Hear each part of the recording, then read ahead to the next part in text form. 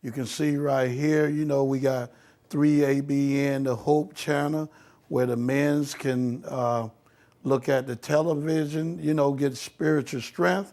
We also got materials. We also have tapes here. We also get the Adventist literature magazine. Maybe 11 years ago, a young man, he's an older guy, I shouldn't say younger man, Nathan Edwards. He and I sat down while I was still incarcerated, and we talked about a First Day church opening up a home for people who got out of prison. And I asked him what was our denomination doing about this situation, because if you have a prison ministry, you're gonna have individuals who join the church. What are you gonna do to try to facilitate or to help them once they got out of prison? I work training volunteers to go in prison and work with inmates behind prison walls and to get them to into the truth. But when they get out of prison, usually where they go is the First Day Church halfway house. And they get confused and mixed up in their beliefs. What do I tell them? If we don't have a halfway house that belongs to this denomination, what do you tell them? But when I was in prison in 1996, I received this message and accept this message. And I didn't want to go back to them old friends and lifestyle, because, you know, the Holy Ghost have come into my life and I was saved, I was converted. I didn't want to go back. So I went to one of the prison ministry leaders, Elder John Washington. I say, hey, when I get out, man, I'd like to go to one of you all halfway house. And he looked at me funny. I said, what's the problem? He said, we don't have now one of those. And I was like, you all don't have none. You say you have the truth and you don't have no place for me to go? And I was a babe in the Adventist faith.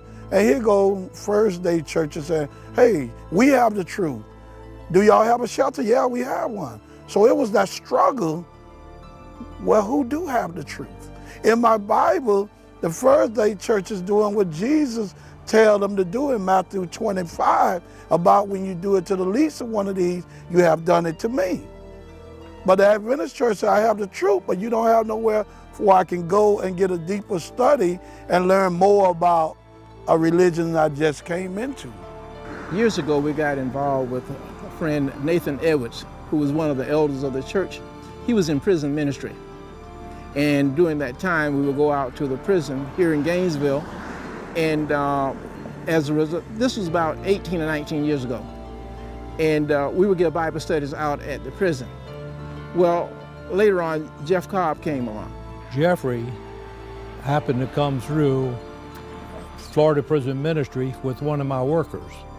And when he got out, he decided that he needed to have a place to go in order to help him to strengthen his belief. But there was no place to go. So the Lord impressed him to start a halfway house to help inmates who believe in our message when they get out to know the truth and stand the truth.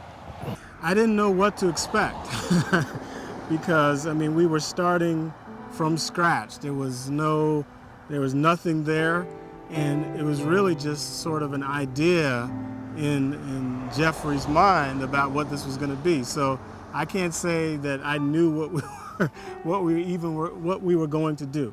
It provides you with a bed. It provides you with guidance. It provides you with a ministry that explains God's word to you. And again, that's all people need.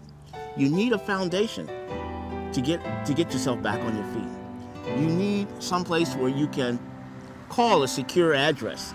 You can't get a job. You can't do anything out there in the world today if you don't have an address, you don't have a phone to work from.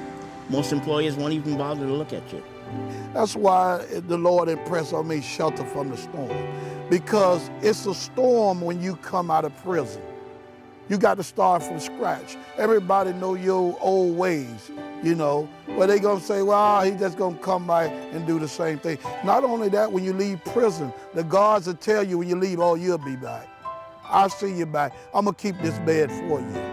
There are a lot of people out there in the world today who are coming out of jails, people who are on the streets, who are struggling with drug and alcohol addictions, who need someplace to go. And in the current economy in America, it's just impossible. There aren't enough shelters around. Most city governments don't provide enough assistance. It's really tough out there to get up on your feet once you've been knocked down. When I got out, I didn't listen to what everybody told me, and I went back to my hometown. Well, I've been battling storms ever since I got out, hanging around the same people, trying to get on my feet, and something would knock me down. And I try to get on my feet, something would knock me down. A lot of them don't have nowhere to go. Hey, they done stole from their parents. Some of the drugs dealers, they owe them money. So some of them know if they go back to that old environment, they might get killed. And some of them be in prison, and their mother and father and most of their family members have died, have passed away. It's not always so easy to regain all the things that you lose when you go to jail. And you have skeletons in your closet that come back to haunt you, and just a lot of things works against you when you get out of jail, you know, trying to start back over. 2 days before I got out of prison, I had no place to go. I didn't know where I was going. They were talking about putting me in jail because I'm not from Florida. And when I'm sitting in with the classification officer, the phone rang. And it was Mr. Cobb, and he was explained to the classification officer that he had received a letter from another inmate at that particular prison, and that they would accept him into the program. Well, this classification officer asked Mr. Cobb if he had a bed open. And he said, yes, we got one bed. And Mr. Cobb asked me a few questions and talked to me and said I was welcome. So I was welcomed at this house. But 2 days prior, I didn't know where I was going. And I didn't know anything about the place. The majority of the ones that come through here and been baptized, they wasn't no Adventists. They haven't accepted the Adventist message in prison. When they came here, it was something new. If I would have went out on my own, it would have been a struggle. I mean, truly a struggle, because the first 48 hours is so important.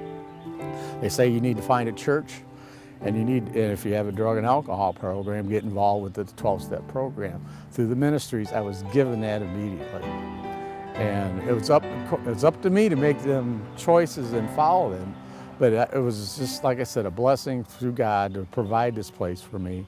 He wasn't an Adventist, but now, by God's grace, this month, he will be getting baptized in the Seventh-day Adventist Church. Thanks to the ministries, the church. I'm soon to be baptized in the church this month, I think. And so, I mean, I can't say enough. You know, as a result of them going to the church from the storm, they end up coming here to our church, and they have been a real blessing to us. You know, since they have been coming and, you know, being a part of our worship. Several of them, as a result of their coming, you know, have been baptized. They've learned more about the Lord and have accepted the truth in Him. One of the elders, Elder Frankie Owen, you know what really touched me? He didn't know me when I was in prison. He said, you going back to Miami? I said, I don't want to, but I don't know where to go. He was willing to sacrifice to get me an apartment to live in. Here, didn't he much know me for me to live a different life. Right then, man, that was unconditional love. Someone didn't know me, didn't know if I would have went back to selling drugs or what. He was willing. He extended that love of Christ to me. I got involved because Jeff came to our church in Tampa, Florida, Mount Calvary Seventh-day Adventist Church, and was speaking with us about getting transitional homes for women. Well, I had been praying previously for God to get me into something like that because I'm a recovering addict as well.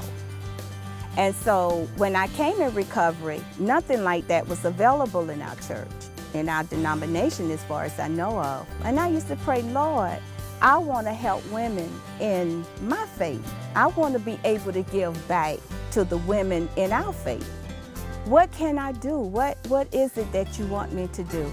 And so when Jeff came to our church recruiting us to try to get a transitional home, it's like, okay, this is what I've been waiting for. What happened was someone had to catch the vision that God had gave me.